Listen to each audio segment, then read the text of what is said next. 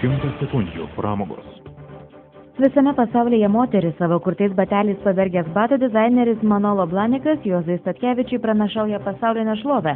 Pasak jo, Statkevičiaus suknelės yra labai kosmopolitiškai patrauklios. Dizaineris drąsina lietuvių kūrėją drąsiai rodyti savo kūrinius ir jis bus pripažintas visame pasaulyje. Dainų konkurso Eurovizija organizatoriai pakeitė balsavimo taisyklės. Kaip prašoma Eurovizijos interneto svetainėje, ateinančių metų Osle vykstančio konkurso pusfinalių ir finalo televizijos žiūrovai už patikusius atlikėjus galės balsuoti telefono skambučiu ar trumpąją žinutę nuo pat koncerto pradžios, o ne tik 15 minučių po visų atlikėjų pasirodymo, kaip buvo anksčiau. Pasaulinio garso supermodelis Cindy Crawford yra įsitikinusi, kad šiais laikais jai nebūtų pavykę pasiekti tokio pripažinimo, nes jos kūno sudėjimas neatitinka šių dienų mados pasaulio reikalavimų ir pasak jos yra per daug sveikas.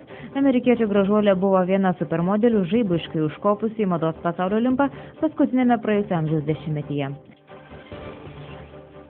Victoria Beckham ketina išplėsti VB verslą vardiniais batais ir rankinėmis, nes jai atsibodo vaikščioti ir reklamuoti kitų gamintojų daiktus. Šiuo metu Victoria kuria drabužius, džinsus, greit pasirodys ir aksesuarai. Kvepalus gaminanti kompanija padavė Naomi Campbell į teismą už tai, kad ši nesilaikė sutarties ir pasilaikė savo už bendrovės sukurtų kvepalų reklamą gautus milijonus dolerių. Bendrovės ieškinyje rašoma, kad Campbell uždirbo milijonus dolerių iš sukurtų kvepalų ir kosmetikos produktų, tačiau neaišku, kokio žalos atlyginimo pageidauja kompanija. Gabija Lunevičiūtė, 100 sekundžių pramogos.